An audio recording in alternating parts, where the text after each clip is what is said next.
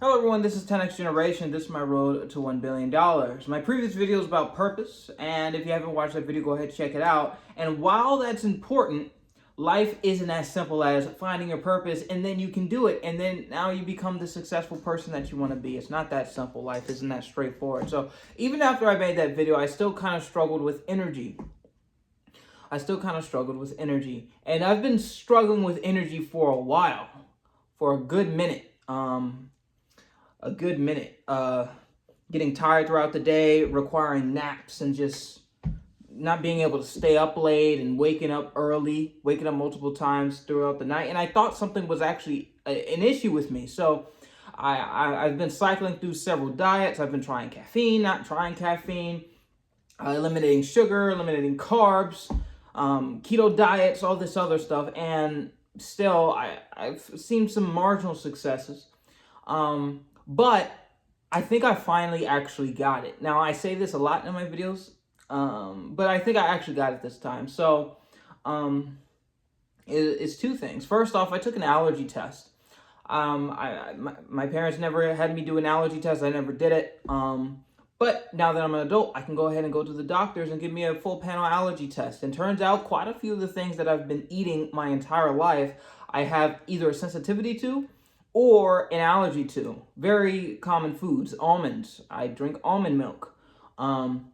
Eggs almost every single morning. And I could just keep going down the list. So I eliminated those things, and I do feel that a little bit of my brain fog has been uplifted. So that's a key point. Sometimes maybe you're not just lazy. Maybe you're not, the things that people say you are. Maybe you're actually struggling. This world, the way that the world is set up right now, you're not in your natural kind of habitat, right? We're from all over the planet, and we're eating food from all over the planet. And some of that stuff we're not genetically able to process like some other people. And this goes for all races, all types of people. So rediscovering what you can and can't eat is liberating, and it could be your food that's keeping you back. So that's the first thing. And the second thing I did was did a full panel blood test. So I went to the doctor and I told him, hey, I've been feeling fatigued. He was like, are you depressed? And I'm like, no, I feel great. I feel amazing, but I don't have the energy to do stuff, and things that you say I get enjoyment from, I don't really get enjoyment from. There's like, maybe you're depressed. And I'm like, no, I'm not sad. I feel excellent. And I said, how about I just do a full panel blood test? I want everything. So I want my hormones. I want to know the state of my different organs, my thyroid. I want to know my vitamin panel. I want to know everything. And I went ahead and got that done, and I got it back. And I got this back actually probably about a week ago. A bit less than a week ago. And while everything pretty much is okay, I have two huge things that are a problem. So the first thing is I have a vitamin D deficiency. I do have a little bit of a melanated skin. I'm not as melanated as I could be. But people with highly melanated skin need a bit more sun than people with lighter skin. And I'm kind of in the middle. And I know when I was younger, I used to go outside all the time, and I used to have tons of energy. I stopped kind of doing that. So I have a vitamin deficiency. So I need to implement going outside more, and I've been supplementing vitamin D with some supplements, and I've been eating yogurt and things like that. But the second thing is even more kind of just like, it's kind of surprising, but not really. I am a pre-diabetic. Now, there's a lot of stigma. There's like a weird thing around diabetes, but here in the United States, it is actually an epidemic. A lot of people have it, or a lot of people are on track to get it. And that's because here, the Western diet is nothing but sugar. We put sugar in everything. Especially here in the South, we put sugar in our vegetables and everything, right? Our tea, everything's that are supposed to be, not really sweet and pretty healthy, we put a buttload of sugar, and eliminates a lot of those effects. So here in the West, it's actually ridiculous. And turns out I'm pre-diabetic, meaning that if I keep going the way that I'm going, I could develop diabetes. Which, like I said, is kind of surprising, because I'm a fit person. I'm not overweight at all. I have muscle on my body. I go to the gym actively. I take walks. Like I go to the gym 3 to 4 times a week and I stay there for an hour and a half. And it's like, how did this happen? And I think some of it does come down to genetic predisposition. Because, you know, if I look at like my diet and all that stuff, I probably didn't eat pot like there's a period of my life, college, when I just ate pasta every single day. Pasta, pasta, pasta, and then if it's not pasta, it's rice and all that sugar. And what happens, I'm not a doctor or anything, so always take what I'm saying with a grain of salt, but when you eat a buttload of sugar, your body creates insulin so that it can enter enter your cells. But if you have too much sugar, then your body needs to become resistant to that insulin so that it doesn't allow all that sugar to enter your cells and make it go crazy or whatever, right? So you become insulin resistant, and this makes it so that you're not actually able to absorb sugar as well, and you're not able to feed your cells with the energy that it needs. And also, high levels of insulin causes a whole buttload of problems as well. So, turns out I'm insulin resistant. And the diet, this keto diet that I've been on, is a step forward into kind of conquering that and getting rid of that. But also, my doctor recommended I get on a Mediterranean diet. So, that's really where I'm at right now. And in terms of energy, these last 3 or 4 days, I've been literally... I feel renewed. I feel renewed. Now, how much of that is placebo? I don't know. But I do know that those 2 issues that I have, I am actively working on it. And I do know it takes time to become recalibrated. But yeah, so a couple things that I started doing is first, intermittent fasting. That's where you restrict your eating between certain hours. I'm doing the 60 or 16-8 split. So you fast for 16 hours and then the other 8 hours you're free to eat. So for me, it's 12 p.m. to 8 p.m. That's when I eat. All other hours I am fasting, or like I'm trying to do this every single day. So I kind of cheat a little bit with maybe some cheese here and there or a little bit of yogurt.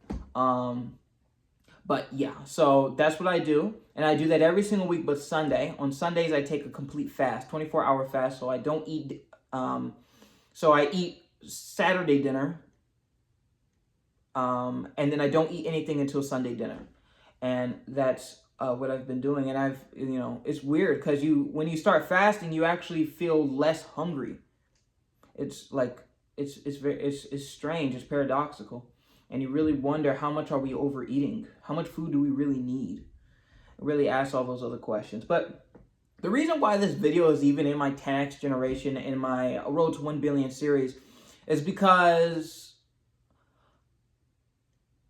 like, before you can kind of master the world and master knowledge and sit down and focus on something for long enough and stick with it throughout the turbulations and the tribulations of life, your body and mind have to be good, right? Your body and mind have to be good. There's a lot of stressors in this world. There's always some nonsense happening all over the world. If you're emotionally dysregulated, if you don't have the ability to control your emotions, you're not going to be able to focus on anything for too long because your body is constantly stressed out about other things.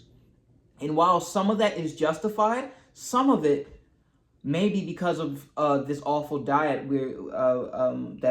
that a lot of us are eating. And that makes it extremely difficult to do the things that you need to do. It makes it so that you're not able to prioritize. Okay, this is what I can control. This is what I need to focus on. It fills your mind with other things, fog, thoughts that are just irrelevant because your body is truthfully, it's being poisoned. And it's very difficult to make proper decisions when you are poisoned. So I would say in this whole journey right now, I do feel part of me, because I haven't been working as much as I used to in my past when I was younger. Like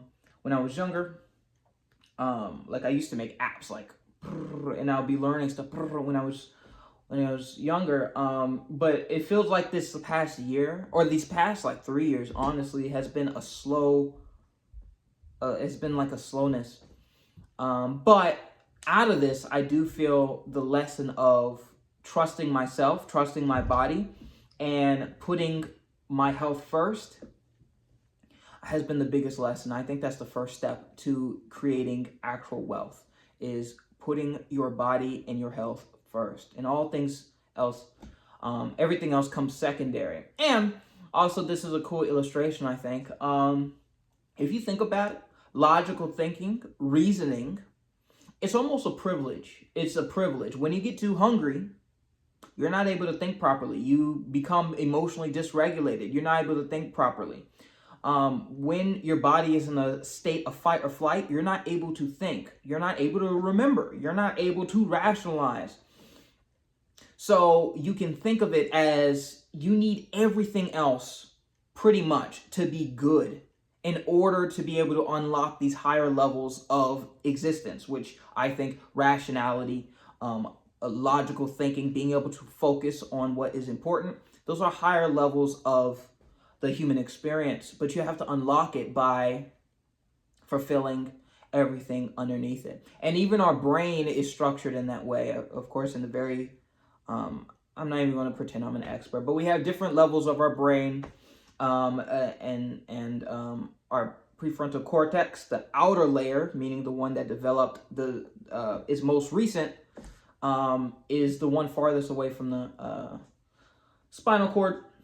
And I think that suggests that it is kind of the last, like the least important. It handles the most abstract concepts.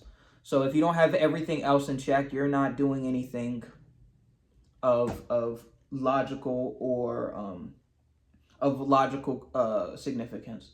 And that really sucks, because this world is becoming more logical. It's becoming, oh, you have to be cunning. You have to be able to focus. You have to be able to parse through so much information a day and extract what you need, and do that every single day and not become overwhelmed. So the first step to becoming rich, fix your health. So anyway, that's it. Thank you all so much. Oh, that's actually not it. So I want to tell you my new kind of plan, now that my brain is focused and I'm not in this state of fog or in being poisoned, right? So my previous video, I talked about the way that I need to go is continue on with my Ginger Technology solutions, where I build websites and applications for other businesses.